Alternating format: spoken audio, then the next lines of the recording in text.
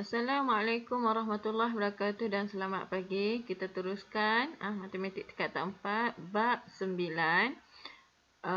Chapter yang kedua, bagi kebarangkalian peristiwa bergabung, yang mana kita akan menyelesaikan kebarangkalian peristiwa bergabung menggunakan kaedah rumus, kaedah pokok dan jadual. Okey, ketiga-tiga kaedah ni cikgu akan ajar.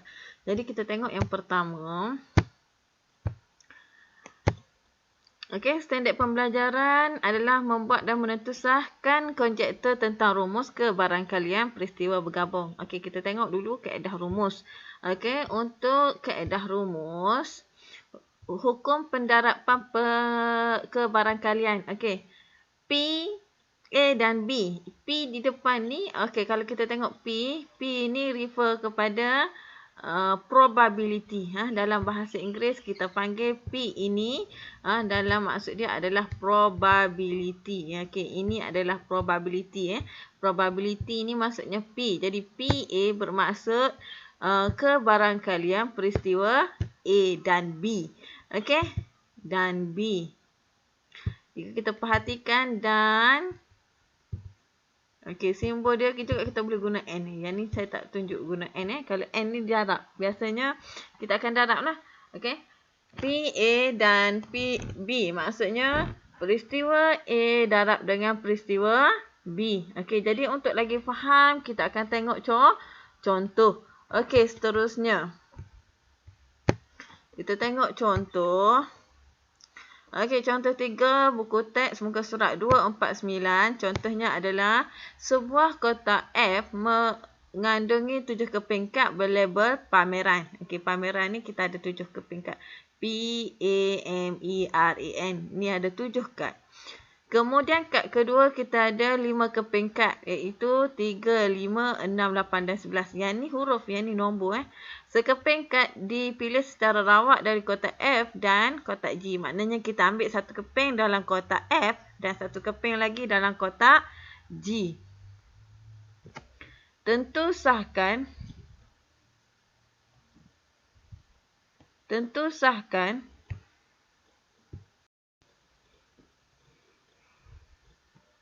jadi kita akan selesaikan soalan ini. Tentu sahkan konjektur rumus. Kita akan selesaikan soalan ini menggunakan kaedah rumus. Okey, yang pertama. Dalam kotak yang pertama, kita ada perkataan pameran. Ini dalam kotak yang pertama. Maknanya kita ada 7 keping kad.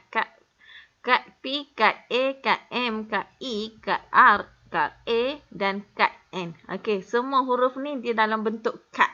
Dalam bentuk kad. Kita ada 7 keping kad. Okey, dalam kotak yang kedua kita ada nombor 3, 5, 6, 8 dan 11. Okey, dalam yang kotak yang pertama ni kita mahu pilih huruf A, huruf P, mendapat huruf P. Kebarangkalian mendapat huruf P, maknanya kita mahu pilih huruf P sahaja di sini. Dan yang dalam kotak warna yang seterusnya ni kita mahu pilih nombor genap. Nombor genap sahaja. Okey. Okey, contoh dalam kotak yang pertama, kita mau pilih huruf P sahaja. Maknanya ada satu sahaja P.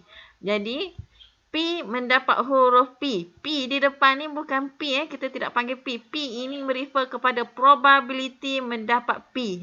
Probability. Ini probability mendapat P. Simbol P ni sengit. Dia bukannya P. Dia adalah probability mendapat P. Kebarangkalian mendapat P, rumus dia adalah NA per NS. P ini ada berapa? Okey.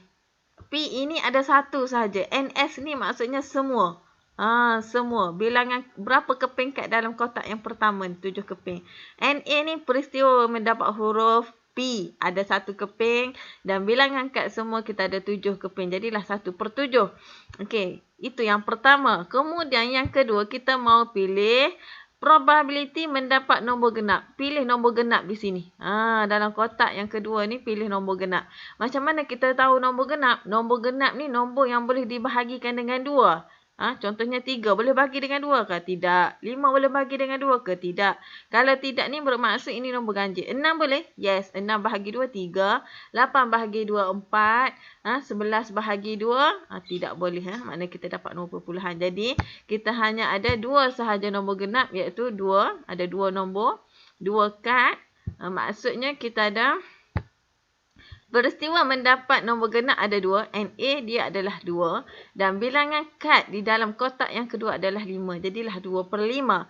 Jadi kita mau selesaikan soalan ini menggunakan kaedah rumus. Okey. Jadi P ke probability mendapat huruf P dan nombor genap. Okey, darab saja.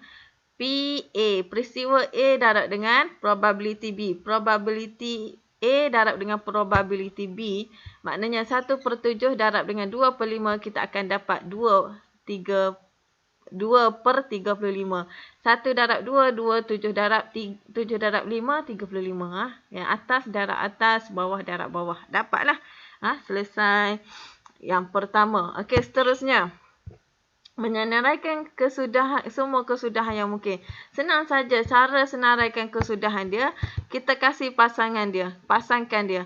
Kita kasih pasangan yang pertama P6. Kemudian yang kedua adalah P8. Okey, dapatlah jawapan. Pasangan ini kita mesti tulis dalam pasangan tertib. Yang mana kita mesti buka dengan tanda cacing ni. Mesti buka dan tutup dengan tanda cacing ni. Kemudian kita letak pasangan tertib yang kita letak di dalam kurungan. Kan mesti tulis macam ni, mesti lengkap macam ni. Mesti dibuka dengan cacing, tutup dengan cacing. Okey, seterusnya. Okey, cuba kita tengok soalan seterusnya. Contoh yang kedua. Dalam contoh yang kedua, contoh 4 dalam muka surat 250 buku teks. Kotak A dan kotak B masing-masing mengandung kad 3579 dan kotak yang kedua adalah XYZ. Okey, sekeping kad dipilih secara rawak masing-masing daripada kotak A dan kotak B. Okey, soalan dia. Kebarangkalian mendapat faktor bagi 9 dan huruf Z. Okey, sama juga. Kita ada kad dalam kotak yang pertama, kita ada nombor 3579 dan kotak yang kedua kita ada XYZ. Okey, dalam kotak yang pertama ni kita mau pilih ni. Kita mau pilih faktor bagi 9. Macam mana? Apa maksud faktor bagi 9? Faktor bagi 9 ni maksudnya 9 ni boleh dibahagi tepat dengan apa? Bila kita bahagi dengan nombor tersebut, kita tidak akan dapat perpuluhan lah. Maksudnya tiada baki lah. Jadi cuba kita tengok yang pertama ni. 9 bahagi 3. Boleh ke atau tidak? Okey, 9 kita tekan kalkulator. 9 bahagi 3 kita akan dapat 3. Ya. Maksudnya dia adalah nombor bulat yang comel lah. Okey, 9 bahagi dengan 5. Bila kita bahagi dengan 5, kita akan dapat perpuluhan. Maknanya ini bukan faktor bagi 9. Sama juga dengan 7. 9 bahagi 7 tidak boleh. Tetapi 9 bahagi 9 kita dapat 1. Maknanya nombor bulat yang lengkap lah. Okey, seterusnya. Jadi, apa yang kita akan dapat adalah okey, probability faktor bagi 9 adalah kita ada 2. Ada 2. Jadi NA dia peristiwa mendapat faktor bagi 9 kita ada 2 kemungkinan, maknanya 2. 4 ni datang mana? 4 ni ada 4 keping. Mana 2/4. Sama juga dengan yang kedua ni. Probability mendapat bukan nombor genap Dia kata mendapat huruf Z. Mendapat huruf Z. Huruf Z kita ada 1 sahaja di sini. Huruf Z ada 1 sahaja. Berapa bilangan kad? Okey, maknanya kita akan dapat 1/3. Bukan mendapat nombor genap di sini.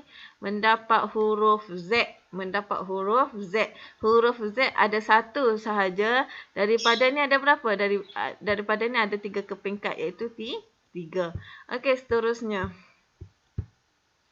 Okey, kita dapatlah 1/3. Okey, cara dia macam mana kita mau kira? Kita darab saja Darab sahaja probability yang pertama darab dengan probability yang kedua. Maksudnya 2/4 darab dengan 1/3. Kita dapat 2/12.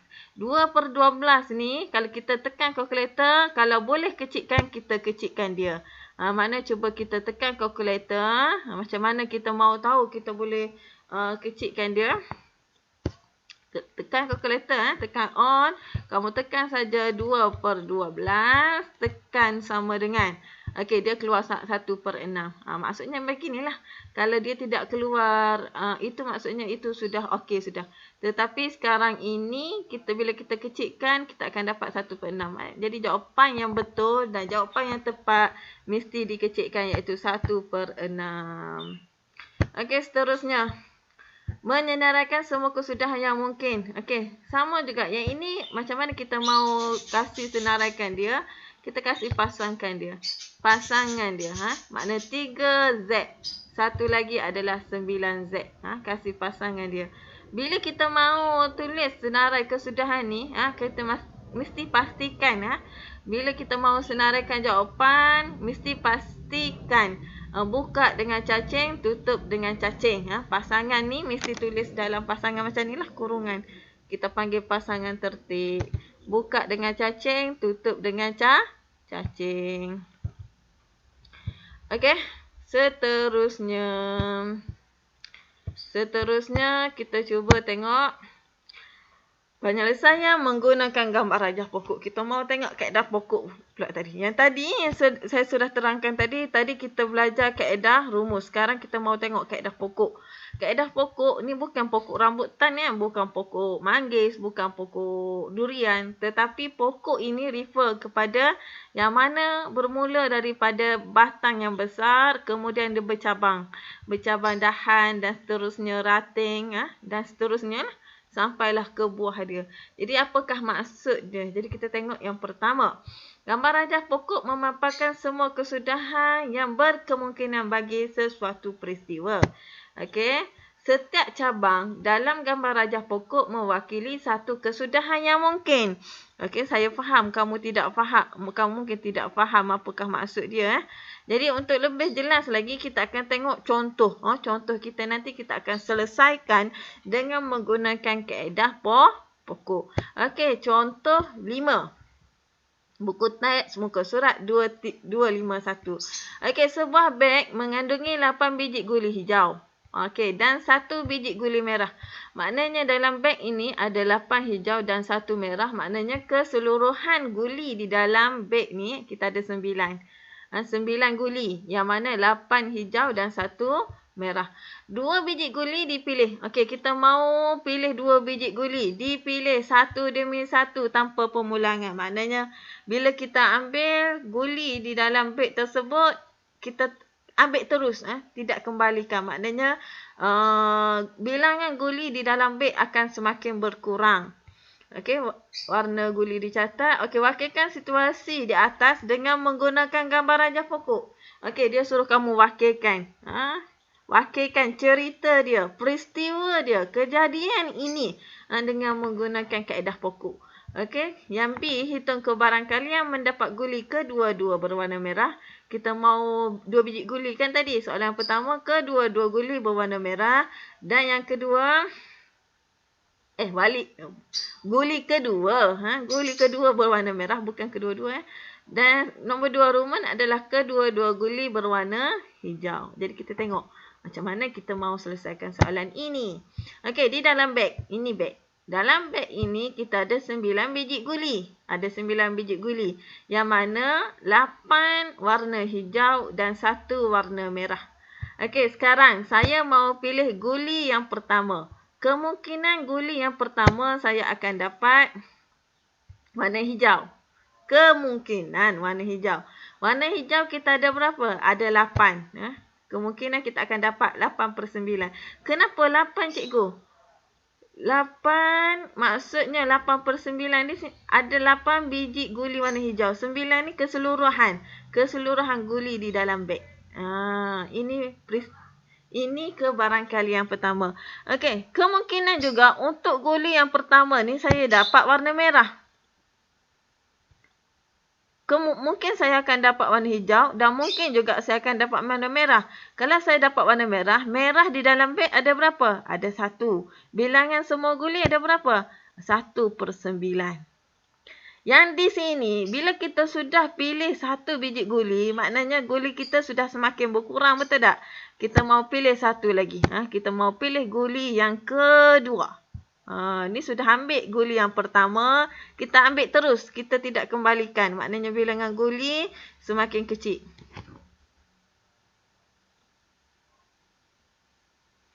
Okey, seterusnya. Kita tengok guli yang kedua. Bila kita ambil yang kedua juga, warna hijau. Asalnya guli warna hijau ada 8. Bila kita sudah ambil satu, tolak dengan satu warna hijau di sini, tinggallah lagi 7. Kenapa tinggal 7? Sebabnya guli asal warna hijau ada 8. Bila sudah ambil satu yang pertama tadi, tinggallah lagi 7. 8 ni kenapa? Sebab kita sudah ambil guli yang pertama, tinggallah lagi 8. Sama juga untuk guli yang kedua. Kemungkinan untuk guli yang kedua saya dapat warna merah. Warna merah belum lagi saya ambil kan? Okey, belum lagi warna merah. Warna merah asalnya ada berapa? Ada 1 kan? Jadi 1/8. Kenapa 8 di sini? Sebab kita sudah ambil yang pertama. Jadi kuranglah dia tolak 1 di sini. Mesti tolak 1. Sama juga. Kemungkinan yang pertama saya dapat warna merah dan yang kedua hijau. Okey, 8/8. Kenapa sini 8/8? Sebab, jangan tengok yang di atas ni. Yang di atas ni janganlah kamu tengok. Cikgu, yang tadi kenapa? Yang ni kenapa? I don't understand. Okey, tengok dulu. Tengok dulu sampai habis. Kemungkinan guli yang pertama warna hijau dan guli yang pertama merah dan guli yang kedua hijau. Guli yang pertama ada 1, betul tak? Warna merah. Warna merah ada 1. Tapi warna hijau belum lagi kita usik dia. Warna hijau ada 8. Kenapa yang di bawah ni 8, cikgu? Sebab asalnya di dalam beg ni ada 9. Kita tolak 1, dapatlah 8. Kemungkinan juga saya akan dapat guli pertama merah dan guli kedua juga merah. Merah. Kalau merah-merah boleh ke tidak? Tidak boleh. Kenapa tidak boleh? Sebab guli merah hanya ada 1 sahaja. Tidak mungkin untuk saya dapat guli pertama merah dan guli kedua juga merah. Tidak mungkin. Sebab apa? Sebab guli merah hanya ada 1 sahaja. Jadi kesudahan dia, kemungkinan kita akan dapat guli pertama hijau, guli kedua hijau. Hijau. Kemungkinan juga kita dapat guli pertama hijau, guli kedua merah. Hijau, merah. Kemungkinan juga kita akan dapat guli yang pertama merah dan guli yang kedua hijau. Ingat ya, bila kita sudah ambil satu, bilangan dia akan semakin berkurang. Jadi, apa kebarangkalian yang di sini? Untuk yang pertama ini, kita tengok je cabang dia, cabang yang pertama ini. Okey, cabang yang pertama 8/9 darab dengan 7/8. Darablah. Okey, kita darab saja. Sebab apa? Sebab dia dalam ranting yang sama. Jadi, bila kita tekan kalkulator, tekan saja 56/72. Bila kita tekan kalkulator, dia akan keluar 7/9. Maknanya, nombor ini boleh semakin kecil. Jadi, kita kecilkanlah dia. Kita tulis jawapan yang kecil dia. Kita ringkaskan jawapan. Yang ni, nombor ni 56/72 ni besar. Okey. Kita tengok ranting yang ketiga ni lah. Kenapa kita panggil pokok? Sebab dia ada ranting. Ranting yang kedua adalah 8/9 dan 1/8. Jadi bila kita kecilkan juga, tekan juga. Kamu mesti atas darab atas, bawah darab bawah. 8 darab 1, 8, 9 darab 8, 72. Jadi kita tekan kalkulator. Kecilkan dia. Maknanya 8/72. Kita tekan kalkulator, kita akan dapat 1/9. Macam tu lah. Macam tu kita mau kecilkan. Okey, seterusnya. Sama juga. Tengok ranting yang ketiga. Sebab itulah kita panggil nama dia pokok. Ranting yang ketiga 1/9 darab dengan 8/8. Atas darab atas, bawah darab bawah. Kita dapat 8/72. Kecilkan kita akan dapat 1/9. Okey, macam mana mau kecilkan? Tekan saja kalkulator. Mudah, lagi mudah untuk kamu. Jadi selesailah soalan kita. Jadi kita boleh sudah jawab soalan. Boleh sudah jawab soalan. Soalan yang pertama, kebarangkalian mendapat guli kedua berwarna merah. Mana guli kedua berwarna merah? Ni guli pertama. Ni guli pertama. Yang di depan ini adalah guli yang pertama. Dan yang di belakang ini adalah guli yang kedua. Okey, soalan dia mahu guli yang kedua berwarna merah. Jadi yang mana berwarna merah? Inilah. Jadi jawapan dia berapa? Inilah jawapan kita yang dah sini. Sudah kita kira ni. Jadi jawapan dia adalah 1/9. Okey, soalan yang kedua, 2 Roman. Mendapat kedua-dua biji guli berwarna hijau. Apa maksud dia? Kedua-dua. Kita mahu 2 biji kan? Maksudnya yang pertama hijau dan yang kedua hijau. Hijau, hijau. Jadi jawapan dia berapa? Ambil yang di belakang. Inilah jawapan dia. Berapa? 7/9. Itulah jawapan dia. Okey, selesai yang pertama. Okey, kita tengok soalan seterusnya. Untuk lebih jelas lagi, cikgu tunjuk satu lagi contoh. Okey, contoh ni sebenarnya soalan dalam buku teks kamu. Praktis kendiri 9.2C, soalan nombor 3. Kamu boleh rujuk. Okey, berdasarkan kajian, kebarangkalian hari hujan di Gunung X, Gunung X pada bulan Mei adalah 0.45. Hitung kebarangkalian bahawa Gunung X akan mengalami 2 hari hujan berturut-turut pada bulan Mei. Okey, jadi macam mana kita mahu selesaikan soalan ini? Dia kata ada gunung. Ni gunung. Gunung X. Nama dia adalah Gunung X. Dia suruh kamu hitung kebarangkalian hujan. Kebarangkalian hujan adalah 0.45. Okey, ni gunung. Gunung kebarangkalian dia hujan ke, panas ke, apa ke, semua ke, 1. Jadi, 1 tolak dengan 0.45, jawapan dia adalah 0.55. Macam mana kita tahu hujan dan panas ni? Kalau di sini, kalau hujan 0.45, mesti kamu ingat kebarangkalian. Bila kita tambah ke semua kebarangkalian, nilai dia mesti 1. Tidak boleh 2, tidak boleh 3, tidak boleh 4, tidak boleh 5. Wajib 1. Okey, dalam soalan dia hanya bagi tahu hujan sahaja. Hujan sahaja. Hujan sahaja adalah 0.45. Jadi macam mana kita mahu tahu panas?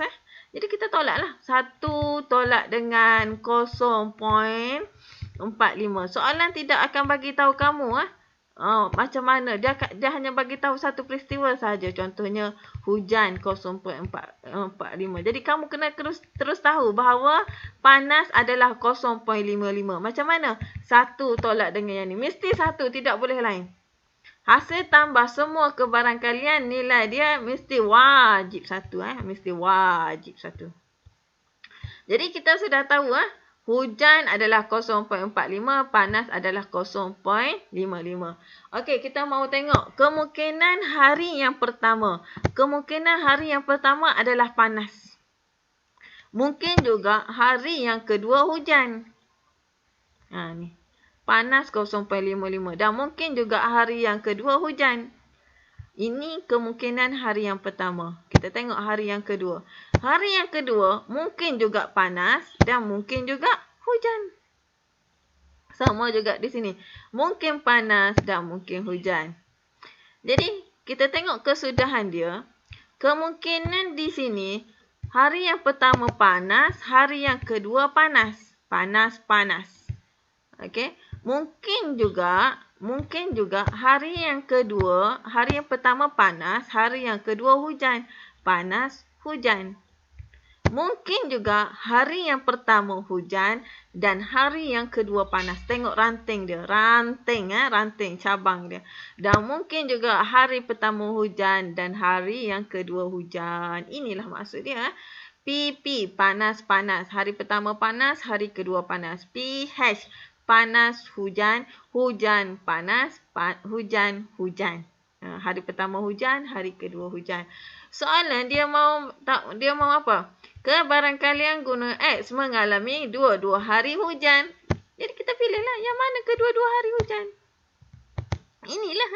Inilah hari pertama hujan dan hari yang kedua hujan. Jadi macam mana kita mau tahu jawapan dia? Jawapan dia kita ikut ranting. Ikut ranting. Ranting. Tengoklah ranting yang pertama ni. Jadi ranting yang pertama adalah 055 dan 055. Ini kalau panas-panas. Yang ni kalau panas hujan 055, 045. Ranting yang kedua. Ranting ketiga 045, 055. Dan ranting ketiga adalah 045, 045. Jadi dapatlah jawapan dia. Soalan dia dua-dua hari hujan. Jadi macam mana kita mau ambil? Kita ambil lah yang ni. Dua-dua hari hujan. Jadi apakah kebarangkaliannya? Kebarangkaliannya adalah 045 darab 045 kita akan dapat 0.2025. Inilah jawapan terakhir kita. Ini contoh kalau menggunakan kaedah pokok. Okey, satu lagi saya mau tunjuk contoh kepada kamu. Ini contoh ni. 9.2C nombor 3. Saya mau tunjuk contoh nombor 1 ni. Nombor 1. Okey, kita tengok contoh nombor 1. Oh, cikgu terlupa ni. Tak apalah. Nombor 1. Memandangkan masa tidak mengizinkan. Cikgu tunjuklah. Okey, cikgu tunjuklah. Okey, kita tunjuk contoh 1. Kotak K dan kotak L masing-masing mengandungi 4 keping kad berlabel Bayu. Okey, kotak yang pertama. Dan kotak yang kedua 1, 2, 5. Okey, dia mau pilih 2 keping kad dan soalan dia kata menyenaraikan semua kesudahan yang mungkin. Hitung kebarangkalian mendapat vokal dan huruf genap. Jadi pertama, kita guna bila soalan bagi tahu kamu senaraikan. Senaraikan semua kesudahan. Senaraikan semua kesudahan. Senaraikan semua kesudahan. Jadi untuk mengelakkan kesilapan, bila kita senaraikan kesudahan, kita akan buat jadual. Buat jadual. Yang mana bila kita buat jadual, kita kena pastikan yang di tengah-tengah ni, yang di atas kali ni mesti jangan isi apa-apa. Kosongkan dia, pangkahkan dia. Yang di sini adalah kotak yang pertama dan kotak yang kedua. Jadi kita isilah kotak ni. Pertama kita isi yang menegak dulu. Ni kotak yang pertama, Bayu. Dan kotak yang kedua, 1, 2, 5. Okey, isi yang menegak. Yang menegak A, Y, dan U. Okey. Bila kita sudah isi yang menegak, kita isi yang melintang ni. 1, 1, 1. Okey, 1, 1, 1. 2, 2, 2, 2. Kemudian 3, 3, 3. Okey. Inilah kita sudah siap menyenaraikan semua kesudahan yang mungkin. Siaplah. Jadi bila kita sudah siap, kamu kena pastikan sebelum kamu tinggalkan jawapan kamu, kamu mesti pastikan jawapan last kamu mesti buka dengan cacing dan tutup dengan cacing. Di depan cacing dan yang di akhir sekali cacing. Dapat markah penuh ni. Okey, soalan dia. Hitung kebarangkalian mendapat huruf vokal dan huruf genap. Okey, dalam ni kamu kena cari. Dia kata huruf vokal dan huruf genap. Maknanya huruf vokal di depan, huruf genap di belakang. Carilah. Vokal di depan, genap di belakang. Vokal, genap.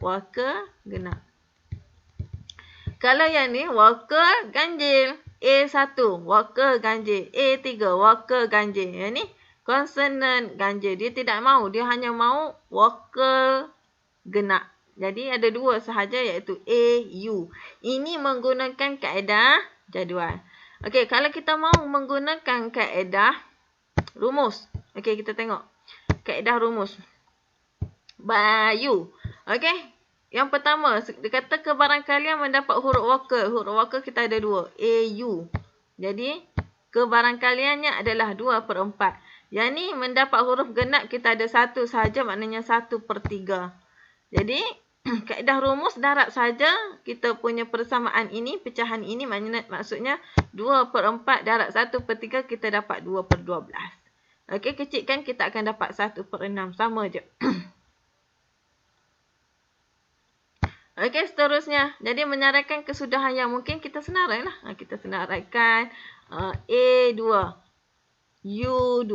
Okey, buka dengan cacing, tutup dengan cacing. Okey, siaplah. Okey, itu sahaja untuk hari ini. Cikgu harap kamu boleh fahamlah. Kita ada 3 kaedah untuk menyelesaikan soalan kebarangkalian. Macam mana kita mau pilih kaedah yang sesuai? Yang sesuai untuk selesaikan masalah kebarangkalian sebenarnya bergantung kepada soalan. Ada soalan kita perlu guna pokok. Ada soalan kita perlu guna jadual. Ada soalan lebih ringkas dan lebih senang kita guna kaedah rumus. Okey, jika ada soalan boleh tanya cikgu. Okey, itu sahaja untuk hari ini. Sekian, terima kasih.